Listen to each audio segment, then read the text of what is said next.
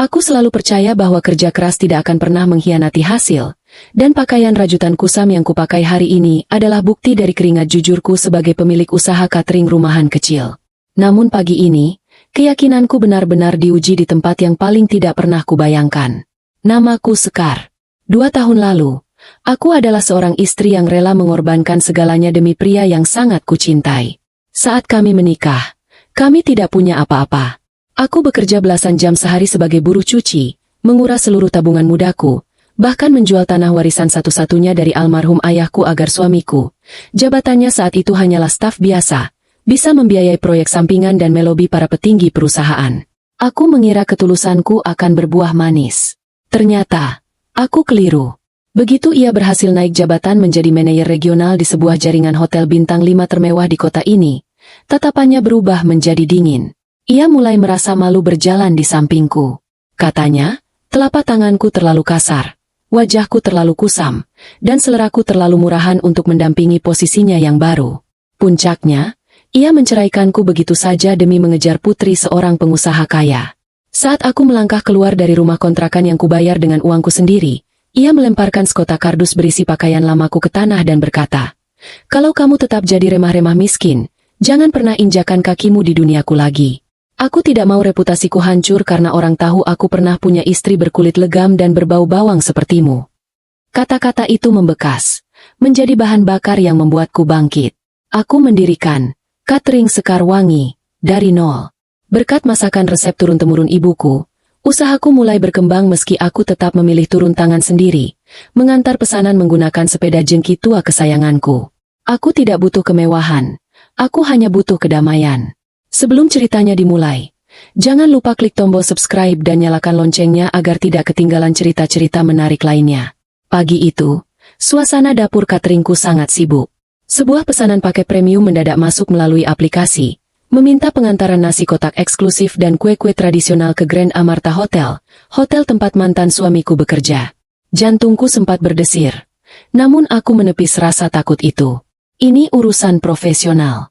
Karena waktu yang sangat mepet dan kurirku sedang mengantar pesanan lain, aku langsung mengikat 2 kotak besar catering di keranjang belakang sepedaku. Aku bahkan tidak sempat mengganti kaos oblong longgar dan celana kain longgar yang terkena sedikit noda kunyit, hanya dilapisi celemek kain yang sudah memudar warnanya.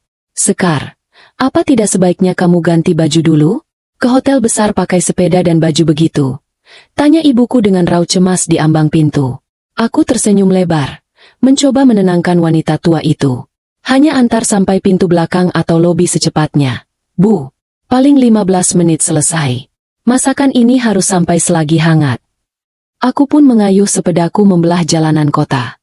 Angin pagi menerpa wajahku, mengusir segala firasat buruk yang perlahan mencoba menyelinap. Aku tidak tahu bahwa keputusan kecil untuk tidak mengganti pakaianku pagi ini, sebentar lagi akan menyeretku ke dalam badai yang akan menjungkir balikan hidup banyak orang. Setibanya di pelataran Grand Amarta Hotel, kemegahan bangunan marmer itu langsung menyambutku. Mobil-mobil mewah berderet di lobi utama. Dengan tenang, aku menuntun sepedaku menuju area drop-off samping yang terhubung dengan lobi.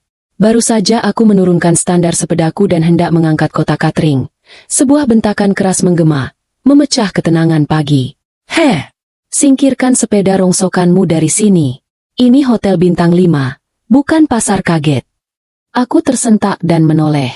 Di hadapanku, berdiri seorang pria dengan setelan jas desainer yang sangat rapi, sepatu kulitnya mengkilap memantulkan cahaya lampu lobi, dan di dadanya tersemat papan nama emas, Hendra, Regional Manager.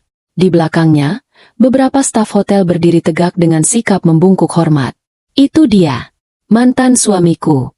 Pria yang dulu kubiayai hidupnya dengan air mata dan darahku sendiri. Hendra menatap sepedaku, lalu beralih menatap penampilanku dari ujung kepala hingga ujung kaki. Detik berikutnya, tawa ejekan lolos dari mulutnya. "Ya ampun, aku pikir siapa? Ternyata si babu catering. Wah, Sekar, jadi begini nasibmu setelah lepas dari aku? Masih saja berbau asap dapur dan menggelandang pakai sepeda butut." Ucapannya yang nyaring langsung membuat beberapa tamu hotel yang baru turun dari mobil mewah menoleh ke arah kami. Beberapa staf mulai berbisik-bisik sambil melemparkan pandangan merendahkan ke arahku. Aku mengepalkan tangan di balik celemek, menarik napas dalam-dalam untuk menguasai emosiku. Aku tidak datang untuk mengemis. Aku datang sebagai pelaku usaha. Dengan suara setenang mungkin, aku menjawab. Selamat pagi, Pak Hendra. Saya kesini hanya untuk mengantarkan pesanan catering premium yang diminta oleh pihak penyelenggara acara di aula utama. Hendra maju selangkah. Seringai di wajahnya semakin tajam dan penuh kebencian. Catering premium? Masakan dari dapur kumuhmu itu kamu sebut premium? Jangan bermimpi. Pakaianmu saja seperti pengemis. Jangan-jangan kamu kesini cuma mau menyusup dan mencuri barang-barang tamu hotelku. Tuduhan keji itu dilemparkan begitu saja di depan umum tanpa bukti. Dadaku terasa sesak, seolah pasokan udara di sekitarku mendadak hilang. Aku bisa melihat beberapa petugas keamanan mulai berjalan mendekat atas isyarat mata dari Hendra. Aku tahu, ini bukan lagi soal pesanan makanan yang terlambat. Ini adalah awal dari rencana busuk mantan suamiku untuk benar-benar menginjak harga diriku hingga hancur berantakan di tempat kerjanya. Namun, Hendra tidak pernah tahu bahwa di dalam tas kain kecil yang tergantung di kemudi sepedaku, ada sesuatu yang tidak pernah ia duga sebelumnya. Hendra tertawa terbahak-bahak. Tawanya terdengar begitu nyaring hingga memantulkan gema di langit-langit lobi yang dilapisi lampu kristal. Menolak pesanan? Oh, tentu saja tidak. Grand Amarta selalu menghargai profesionalisme, kata Hendra dengan nada yang dibuat-buat, beralih menatap para stafnya yang kini berkerumun. Tapi, kita harus memastikan keamanan barang-barang di hotel ini. Petugas keamanan, periksa tas kain lusuh yang menggantung di sepedanya itu. Aku curiga dia menyembunyikan sesuatu. Dua orang petugas keamanan bertubuh tegap segera melangkah maju. Mereka tidak meminta izin, melainkan langsung merenggut tas kain pudar milikku dari setang sepeda. Jangan sentuh. Itu milik pribadi saya. Seruku mencoba mempertahankan tas itu. Namun kekuatanku tentu kalah jauh. Hendra justru tersenyum puas melihatku mulai panik. Kalau bersih, kenapa harus risih, Sekar? Kecuali, kamu memang menyembunyikan sesuatu yang bukan hakmu. Dengan kasar, salah satu petugas keamanan membalikan tas kainku dan menumpahkan seluruh isinya ke atas meja dekorasi lobi yang berlapis marmer. Beberapa lembar tisu basah, dompet koin kecil, dan kunci rumah terjatuh. Namun, di antara barang-barang sederhana itu, sebuah benda meluncur keluar dan mendarat dengan bunyi dentingan halus. Sebuah jam tangan pria dengan rantai platinum dan deretan berlian yang berkilau indah di bawah pencahayaan lobi. Suasana mendadak senyap. Hendra tertegun, matanya membelalak menatap jam tangan tersebut. Sebelum sedetik kemudian ekspresinya berubah menjadi seringai kemenangan yang mengerikan. Ia segera menyambar jam tangan itu dan mengangkatnya tinggi tik. Bagus sekali. Lihat ini semuanya, teriak Hendra, memancing perhatian seluruh tamu di lobi. Ini adalah jam tangan Patek Philippe Grandmaster Chime edisi terbatas. Harganya 5 miliar rupiah. Dan benda ini keluar dari tas kain seorang buruh catering bersepeda. Itu bukan curian. Potongku cepat. Jantungku berdegup kencang. Itu milik suami saya. Dia meminta saya menyimpannya karena suamimu. Hendra memotong kalimatku dengan tawa yang lebih keras, penuh dengan penghinaan. Jangan membual, Sekar. Pria mana yang mau menikah dengan wanita berbau bawang sepertimu? Bahkan memiliki jam tangan seharga 5 miliar? Kamu pikir aku bodoh? Jam tangan ini adalah milik salah satu tamu VIP di kamar Presidential Suite yang dilaporkan hilang 2 jam lalu. Para staf hotel langsung menarik napas dalam-dalam. Bisik-bisik ketakutan dan kecaman mulai memenuhi ruangan. Mereka menatapku seolah-olah aku adalah seorang kriminal kelas kakap yang tertangkap basah. Pak Hendra, tolong periksa nomor serinya terlebih dahulu, atau periksa manifestamu. Pinta petugas loket penerima tamu yang sejak tadi memperhatikan dari balik meja resepsionis, mencoba menengahi dengan suara gemetar. Tidak perlu, bentah Hendra dengan kasar. Matanya menatap tajam petugas tersebut hingga sang pegawai langsung menunduk ketakutan. Sudah jelas wanita miskin ini menyusup ke area hotel pagi-pagi buta saat pergantian shift untuk mencurinya. Pakaian gembelnya ini sengaja dipakai untuk mengelabui kita. Hendra kemudian berbalik ke arah 2 petugas keamanan. Tahan perempuan ini. Jangan biarkan dia kabur 1 jengkal pun. Aku sendiri yang akan memastikan dia membusuk di penjara. 2 petugas keamanan langsung mencengkram kedua lenganku dengan erat. Aku tidak mencoba memberontak secara fisik, karena aku tahu itu akan sia-sia. Aku hanya berdiri tegak, menatap lurus ke dalam sepasang mata mantan suamiku yang penuh dengan kesombongan. Di dalam benakku, sebuah potongan teka-teki mulai menyatu. Bagaimana mungkin jam tangan milik suamiku bisa berada di dalam tas kainku, Dan bagaimana mungkin Hendra langsung tahu bahwa ada barang mewah di sana? Aku melirik ke arah saku jas Hendra, di mana sudut sebuah sapu tangan sutra kecil mencuat. Sapu tangan yang sangat kukenal, karena itu adalah milik kurir cateringku yang mendadak izin tidak masuk pagi ini dengan alasan sakit. Seketika aku sadar, ini adalah jebakan yang sudah direncanakan dengan rapi untuk menghancurkanku. Namun, Hendra tidak tahu bahwa dengan memancingku ke hotel ini, dia justru sedang membuka gerbang kehancurannya sendiri. Hendra melangkah mendekat. Jarinya yang memakai cincin emas besar menunjuk tepat ke depan hidungku. Masih berani mendongak? Dua petugas keamanan, bawa dia ke koridor belakang dekat tempat pembuangan limbah sementara. Jangan biarkan dia mengotori area lobi utama ini. Tamu-tamu penting akan segera berdatangan untuk acara peresmian nanti siang. Lenganku dicengkeram semakin kuat hingga terasa linu, memaksaku berjalan melewati lorong-lorong megah hotel yang perlahan berubah menjadi lorong beton dingin di bagian belakang gedung. Di sana, bau menyengat dari sisa makanan dan saluran air langsung menusuk indera penciumanku. Langkah kami berhenti tepat di samping bak penampungan air pembersihan karpet yang tampak hitam dan keruh berlumur sisa detergen. Hendra berdiri di hadapanku dengan tangan bersedekap, menatap daster kunyitku yang kini mulai terkena cipratan air semen. 2 tahun lalu aku mengusirmu agar namaku bersih dari noda kemiskinanmu, Sekar. Tapi hari ini, kamu justru datang menyerahkan diri untuk kuhancurkan sekalian. Kamu tahu siapa pemilik jam tangan ini sebenarnya? Aku tetap diam, menolak memberikan reaksi yang diinginkannya. Ini milik Baskoro, bisik Hendra dengan senyum licik yang memuakan. Dia adalah calon mertuaku, investor raksasa yang hari ini akan membeli sisa saham mayoritas Grand Amarta Hotel. Begitu aku melaporkan bahwa mantan istriku adalah maling yang mencuri jam tangan pertunanganku dengan anaknya, karirku akan melejit menjadi direktur utama, dan kamu akan membusuk di sel bawah tanah. Aku menatap lurus ke dalam matanya. Tidak ada ketakutan di wajahku, hanya ada rasa iba yang mendalam untuk pria yang pernah kuhidupi ini. Kamu begitu buta oleh tahta, Hendra, sampai kamu tidak sadar siapa yang sedang kamu jebak sekarang. Halah, jangan berlagak tegar di depanku, bentak Hendra. Ia melirik ke arah ember besar berisi air bilasan limbah pembersih di dekatnya. Dengan gerakan cepat penuh kebencian, Hendra mengangkat ember tersebut dan mengguyurkannya tepat ke atas kepalaku. Biur! Air dingin bercampur lumpur hitam dan busa kimia pekat mengalir deras, membasahi rambutku, meresap ke dalam kaos oblong kusamku, dan mengotori sandal jepit yang kupakai. Bau busuk zat kimia langsung menyengat seluruh tubuhku. Beberapa staf yang ikut menonton dari kejauhan spontan menutup mulut karena terkejut. Namun tidak ada satupun yang berani bersuara melawan sang manajer regional. Hendra melemparkan ember kosong itu ke lantai beton hingga menimbulkan bunyi dentang yang memekakan telinga. Sekarang penampilanmu baru cocok dengan statusmu yang sebenarnya. Seorang pencuri berbau sampah.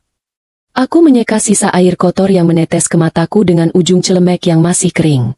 Detik itu, air mataku nyaris tumpah, bukan karena aku lemah, tetapi karena aku tidak percaya ada manusia yang begitu tega menginjak-injak sesamanya demi sebuah jabatan. Aku menolak menangis di depannya. Dengan tangan yang sedikit bergetar, aku merogoh saku dalam celana kainku, mengambil ponsel layar retak milikku yang untungnya terbungkus plastik kecil sehingga tidak basah. Hendra mendengus remeh. Mau telepon siapa? Polisi? Silakan, mereka justru sedang menuju ke sini atas laporanku. Aku tidak menghiraukan ucapannya. Jariku menekan satu tombol panggilan cepat ke sebuah nomor yang selama ini selalu menjadi tempatku bersandar. Hanya dalam 2 kali nada sambung, panggilan itu langsung diangkat. Halo, Sekar? Kamu sudah sampai di hotel? Makanannya aman. Suara di seberang sana terdengar begitu bariton, tenang, dan penuh kehangatan yang seketika meruntuhkan dinding pertahananku. Aku menahan napas sejenak, mencoba mengatur pita suaraku agar suamiku tidak mendengar getaran kepedihan di dalamnya. Mas, aku sudah di Grand Amarta. Tapi, pesanannya sepertinya tidak bisa diantar ke aula. Hening sejenak di seberang telepon. Suamiku adalah pria yang sangat peka. Sekar, suaramu berbeda. Apa yang terjadi? Kamu di mana sekarang? Aku melirik Hendra yang sedang berkacak pinggang sambil tersenyum mengejek. Aku menarik napas dalam-dalam. Aku ada di koridor belakang gedung, dekat pembuangan limbah. Kalau Mas tidak sibuk, bisa tolong jemput aku sekarang. Di seberang sana, tidak ada rentetan pertanyaan panjang. Hanya terdengar suara helaan napas yang mendadak berubah menjadi sangat dingin dan berat. Tunggu di situ. Jangan bergerak sedikit pun. Mas datang. Panggilan terputus. Aku memasukkan kembali ponselku ke dalam saku. Hendra yang mendengar percakapan itu kembali terbahak-bahak. Jemput?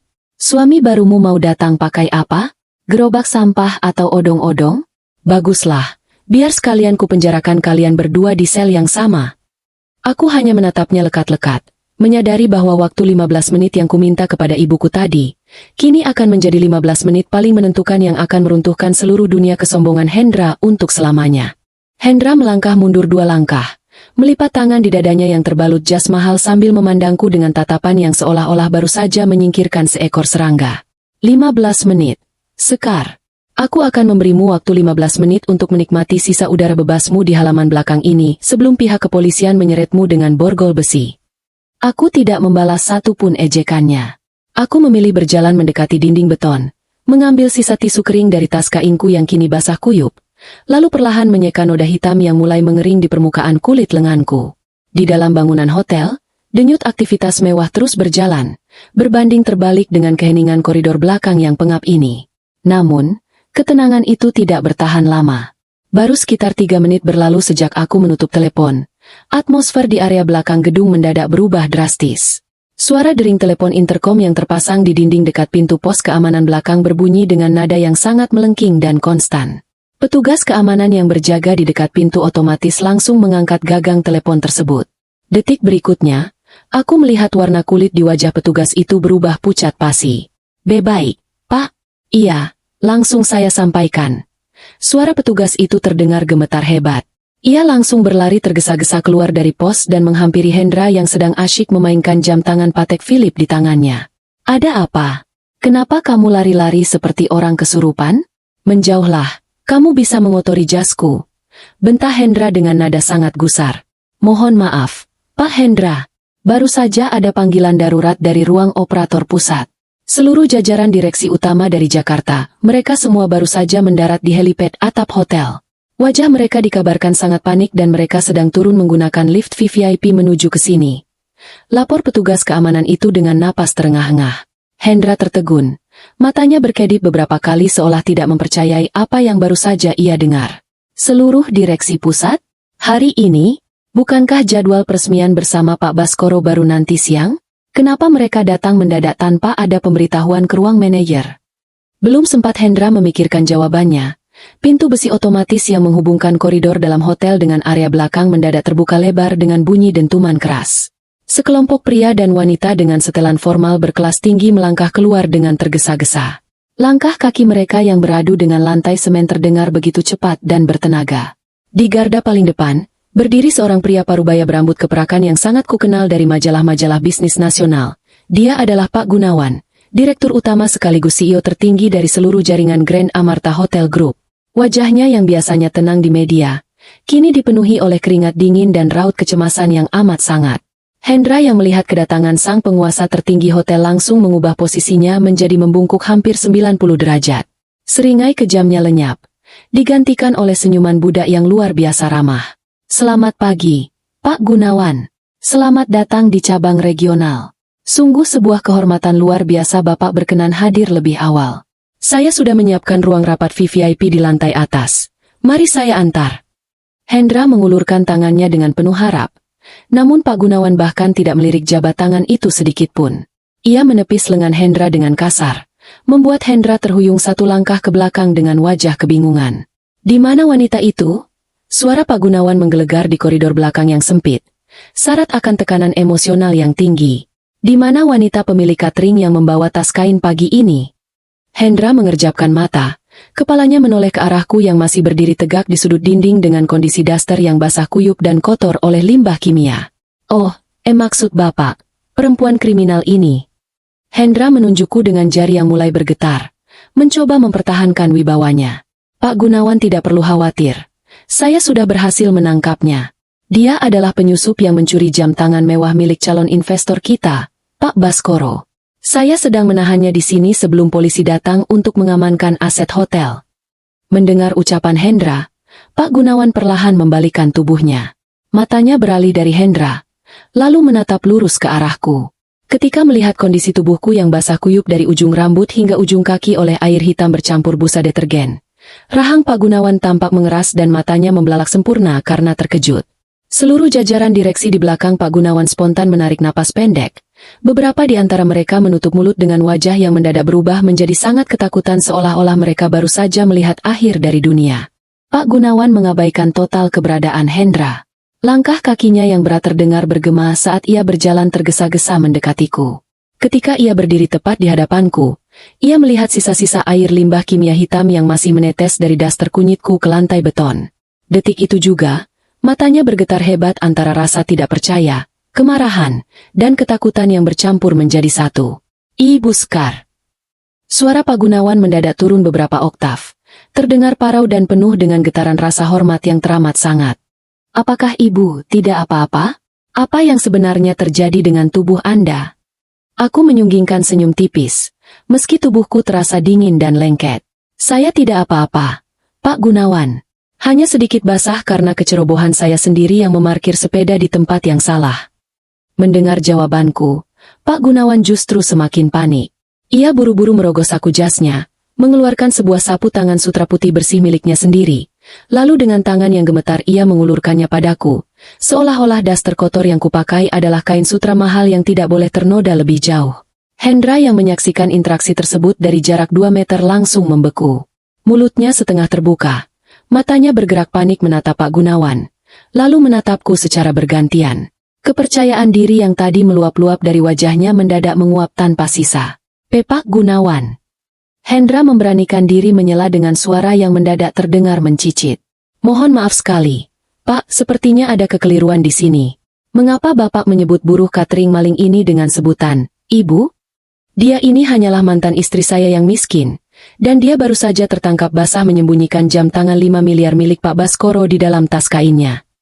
Hendra mengangkat jam tangan Patek Philippe itu tinggi-tinggi ke hadapan Pak Gunawan, berharap sang CEO akan tersadar dan kembali berpihak kepadanya. Namun, tindakan Hendra justru menjadi pematik bom waktu yang siap meledak. Pak Gunawan membalikkan tubuhnya dengan sangat cepat. Wajahnya yang semula penuh kecemasan di hadapanku, kini berubah menjadi merah padam penuh murka saat menatap Hendra. Diam kamu, keparat! Bentak Pak Gunawan dengan suara menggelegar yang membuat beberapa staf hotel di koridor langsung tersentak mundur ketakutan. Kamu bilang dia mencuri jam tangan ini. Kamu tahu siapa pemilik jam tangan ini sebenarnya? Hendra menelan ludah dengan susah payah. Keringat dingin mulai membanjiri pelipisnya hingga merusak tatanan rambut klimisnya. Bukankah ini milik Pak Baskoro? Investor utama kita yang dilaporkan hilang di kamar Presidential Suite pagi ini, Pak? Pak Gunawan tertawa sumbang. Sebuah tawa dingin yang membuat bulu kuduk siapapun yang mendengarnya merinding.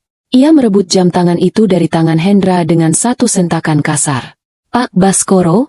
Benar, jam tangan ini memang sempat didaftarkan atas nama keluarga Baskoro 2 tahun lalu. Tapi kamu tahu apa yang terjadi minggu lalu, Hendra? Pak Gunawan maju satu langkah, menekan dadanya tepat di hadapan Hendra hingga mantan suamiku itu terpaksa mundur. Pak Baskoro mengalami kebangkrutan besar di lini bisnis utamanya. Dan seluruh asetnya, termasuk jam tangan edisi terbatas ini, beserta 60% saham mayoritas Grand Amarta Hotel Group, telah dibeli secara tunai oleh satu-satunya investor tunggal baru kita. Pak Gunawan kemudian menggeser tubuhnya, mengarahkan telapak tangannya dengan penuh hormat tepat ke arahku yang masih berdiri dengan daster kunyit berlumur limbah. Dan pemilik baru dari seluruh saham hotel ini, sekaligus pemilik sah dari jam tangan 5 miliar ini, adalah suami dari Ibu Sekar, pria yang baru saja kamu sebut sebagai gembel bersepeda. Kalimat Pak Gunawan jatuh bagaikan gada raksasa yang menghantam kepala Hendra hingga pecah berantakan. Hendra kehilangan keseimbangan, kakinya mendadak lemas hingga ia harus berpegangan pada pipa besi saluran air di dinding agar tidak langsung ambruk ke lantai. Wajahnya berubah pucat pasi, seputih kertas. Tidak mungkin. Gumam Hendra dengan bibir bergetar hebat. Matanya menatapku dengan tatapan kosong penuh kengerian. Dia, Sekar tidak mungkin menikah dengan orang kaya. Dia hanya penjual catering keliling. Ini pasti salah paham, Pak. Ini sandiwara. Tepat ketika Hendra sedang berada di puncak penolakannya, dari ujung koridor terdengar suara langkah kaki yang mantap dan berat. Suara itu begitu tenang. Namun entah kenapa memancarkan aura dominasi yang sangat kuat, memaksa seluruh orang di koridor belakang untuk menoleh, termasuk diriku. Langkah kaki itu kian mendekat, memecah keheningan koridor belakang yang pengap. Detik berikutnya, sesosok pria tinggi tegap dengan setelan jas abu-abu gelap melangkah masuk. Wajahnya yang tegas memancarkan wibawa alami seorang pemimpin besar. Namun saat ini, sepasang matanya hanya terfokus pada satu titik, ke arahku. Dia adalah Aditya, suamiku. Melihat kedatangan Aditya, Pak Gunawan dan seluruh jajaran direksi pusat langsung menegakkan posisi berdiri mereka. Tanpa dikomando, mereka serempak membungkukkan badan sangat rendah. Jauh lebih rendah daripada saat mereka menyapa Hendra tadi. Selamat pagi, Pak Aditya. Mohon maaf sebesar-besarnya atas ketidaknyamanan ini. Kami baru saja. Kalimat Pak Gunawan terputus saat melihat Aditya mengangkat sebelah tangannya secara perlahan. Isyarat kecil yang seketika membungkam seluruh ruangan. Aditya tidak membalas sapaan para petinggi tersebut. Tatapannya langsung terkunci pada daster kunyitku yang basah kuyup oleh cairan hitam pekat bercampur busa. Aku bisa melihat bagaimana rahang suamiku seketika mengeras. Ketenangan yang biasanya selalu menghiasi wajahnya kini menguap, digantikan oleh sorot mata dingin yang begitu menusuk. Ia berjalan mendekatiku dengan langkah perlahan, seolah-olah takut gerakan cepatnya akan mengejutkanku. Aditya merogoh saku jasnya, mengambil sebuah sapu tangan sutra kecil berinisial nama kami, lalu dengan sangat lembut ia mulai menyeka sisa air limbah yang mengalir di pelipis dan pipiku. Sentuhannya begitu hati-hati, seakan aku adalah permata paling berharga yang baru saja dikotori oleh lumpur jalanan. "Kamu terluka, Sekar?" tanya Aditya dengan suara baritonnya yang mendadak bergetar menahan badai emosi. Aku menggeleng pelan, mencoba memberikan senyuman terbaikku agar ia tidak terlalu khawatir. "Tidak, Mas. Aku baik-baik saja. Hanya bajuku yang kotor." Aditya menghela napas panjang. Sebuah helaan napas berat yang membuat atmosfer di koridor itu mendadak terasa mencekam. Ia membalikkan tubuhnya perlahan, berhadapan langsung dengan Hendra yang saat ini sudah berlutut lemas di lantai, bertopang pada kedua tangannya yang gemetar hebat. "Jadi, Anda..." Suara Hendra terdengar putus-putus. Matanya menatap Aditya dengan horor yang teramat sangat. Hendra tentu mengenali wajah suamiku. Wajah yang fotonya baru saja dikirimkan oleh sekretaris pusat pagi ini sebagai pemilik baru Grand Amarta Hotel Group yang wajib disambut dengan karpet merah. Hendra beralih menatapku dengan tatapan tidak percaya. Air matanya mulai menetes bercampur keringat. "Sekar, kenapa kamu tidak pernah bilang kalau suamimu adalah..." "Kenapa? Karena bagimu, harga diri seseorang hanya ditentukan oleh apa yang melekat di tubuhnya, Hendra." Potongku dengan nada datar tanpa dendam. Hanya ada rasa hambar yang tersisa di hatiku. Hendra langsung merangkak maju, mencoba menggapai ujung celana kain Aditya. "Pak Aditya, tolong maafkan saya. Saya hilaf. Saya bersumpah saya tidak tahu kalau Ibu Sekar adalah istri Anda. Saya hanya menjalankan tugas keamanan hotel karena jam tangan itu." "Tugas keamanan." Aditya mengulang kata-kata itu dengan nada yang sangat tenang. Namun justru ketenangan itulah yang membuat seluruh direksi pusat di belakangnya ikut berkeringat dingin. Aditya melirik Pak Gunawan. "Gunawan, apakah sop di hotel ini mengajarkan stafnya untuk mengguyur wajah seorang wanita dengan air limbah kimia demi sebuah interogasi?" "Tentu tidak, Pak. Sama sekali tidak," jawab Pak Gunawan dengan wajah pucat.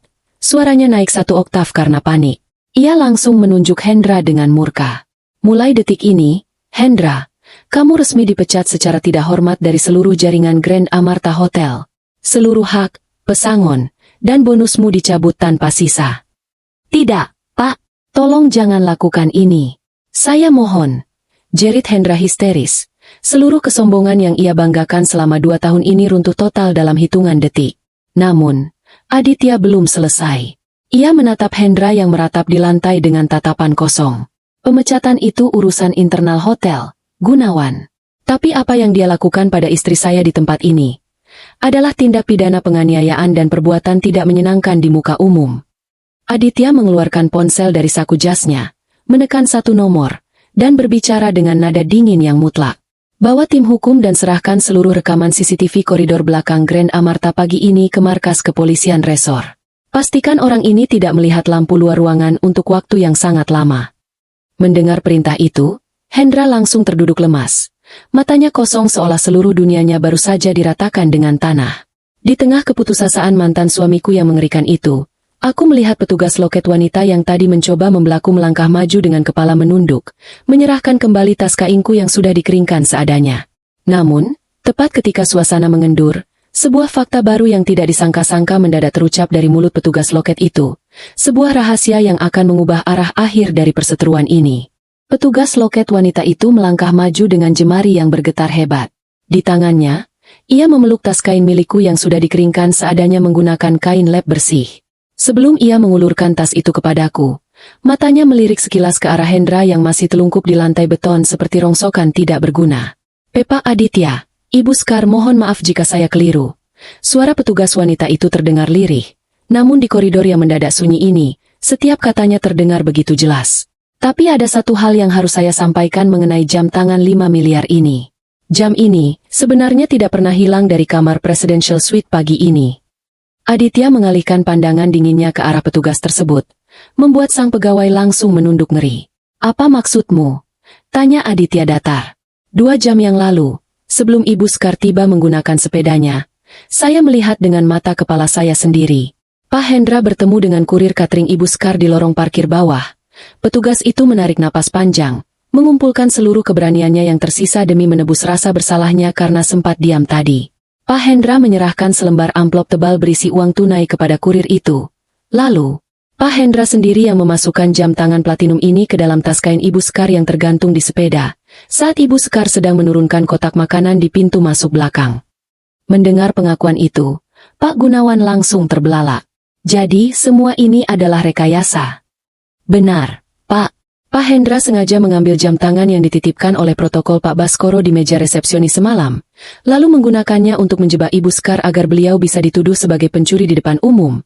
Lanjut petugas loket itu dengan air mata yang mulai menetes karena lega telah menyuarakan kebenaran. Hendra yang mendengar seluruh rahasianya terbongkar dalam sekejap langsung mengangkat kepalanya. Wajahnya yang semula pucat kini berubah menjadi abu-abu pudar. Ia menatap petugas loket itu dengan tatapan penuh kebencian sekaligus keputusasaan yang amat sangat. Kamu sengaja mau menghancurkanku, hah? Dasar pelayan tidak berguna," teriak Hendra histeris. Mencoba bangkit namun kedua lututnya langsung lemas kembali. "Aku hanya bisa menghela napas panjang, menatap mantan suamiku dengan rasa hambar yang kian pekat. 2 tahun lalu kamu membuangku karena takut miskin, Hendra. Dan hari ini, demi sebuah jabatan, kamu bahkan rela menjadi seorang kriminal hanya untuk memastikan aku tidak bisa bangkit lagi. Kamu yang menghancurkan dirimu sendiri, bukan orang lain." Aditya tidak mengatakan sepatah kata pun lagi kepada Hendra. Baginya, pria yang merangkak di lantai itu sudah tidak lebih dari sekadar debu yang harus disingkirkan. Aditya kembali menatap Pak Gunawan dengan sorot mata yang mutlak tak terbantahkan. "Gunawan, tambahkan pasal pencurian aset titipan hotel dan konspirasi kejahatan terencana ke dalam laporan kepolisian untuk orang ini. Saya tidak ingin melihat proses hukumnya berjalan lambat," perintah Aditya dengan nada bariton yang begitu dingin. "Baik, Pak Aditya. Detik ini juga tim hukum pusat akan mengambil alih seluruh berkas dan menyerahkannya ke markas Polres beserta rekaman CCTV parkir bawah," jawab Pak Gunawan dengan tegas, langsung memberi isyarat kepada 2 petugas keamanan untuk menyeret Hendra keluar dari koridor belakang. Hendra berteriak-teriak histeris, menjerit memanggil namaku dan memohon belas kasihan saat tubuhnya diseret kasar di atas lantai semen oleh petugas keamanan yang dulu sangat patuh kepadanya. Suara jemarinya yang mencakar-cakar dinding beton perlahan menjauh, meninggalkan keheningan yang damai di halaman belakang Grand Amarta Hotel. Aditya perlahan berbalik menghadapku, tatapan matanya seketika melunak sempurna, kembali menjadi sosok suami penyayang yang selama ini selalu menjadi tempatku pulang. Ia melepaskan jas abu-abu mahalnya yang bersih, lalu menyampirkannya dengan lembut ke atas bahuku yang masih terasa dingin dan basah demi melindungiku dari terpaan angin pagi. "Ayo pulang, Sekar. Ibu pasti sudah menunggumu di rumah," bisik Aditya dengan senyum hangat yang menenangkan hatiku. Aku mengangguk pelan, menggenggam erat ujung jas suamiku yang terasa hangat. Namun, sebelum kami melangkah meninggalkan koridor ini, langkah kaki kami kembali terhenti oleh kedatangan seseorang dari arah pintu lobi. Seorang wanita muda dengan pakaian glamor yang datang dengan wajah penuh kepanikan, memegang selembar kertas yang akan menjadi penutup mutlak dari drama pagi ini. Wanita glamor yang baru saja berlari masuk itu adalah Citra, putri dari Pak Baskoro sekaligus tunangan baru yang selama ini dibanggakan oleh Hendra kepada seluruh rekan kerjanya. Wajahnya yang penuh riasan tebal kini tampak kusut, dan di tangannya ia menggenggam selembar surat resmi berlogo pengadilan negeri. "Hendra, apa-apaan ini?" teriak Citra tanpa mempedulikan situasi sekitar, langsung menghampiri Hendra yang masih lemas di lantai. "Papaku baru saja menelpon.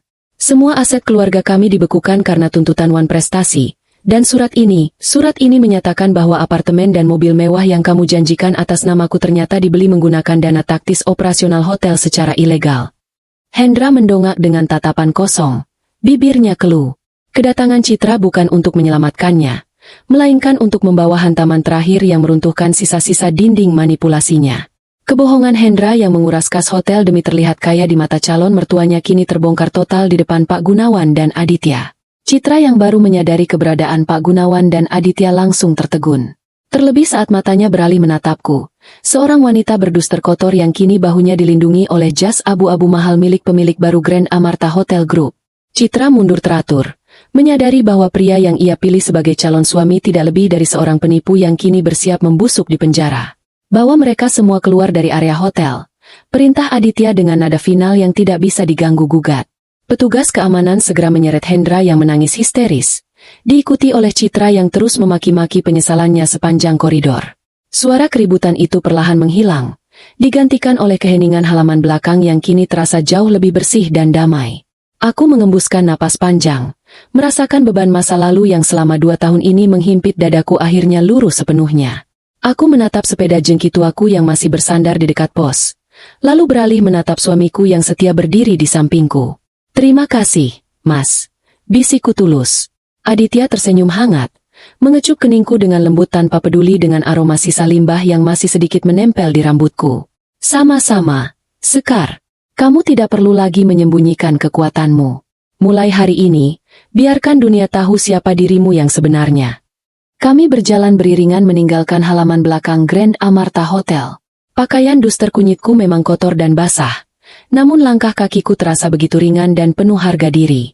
Di luar gedung, matahari pagi bersinar begitu terik, seolah ikut menyambut lembaran hidup baru kami yang jauh lebih bersih, jujur, dan terhormat. Selesai sudah kisah perjuangan Sekar dalam mempertahankan harga dirinya. Dari cerita ini kita bisa belajar bahwa kemewahan lahiriah sama sekali tidak bisa membeli kehormatan seseorang, dan keluhuran hatilah yang akan selalu menang pada akhirnya.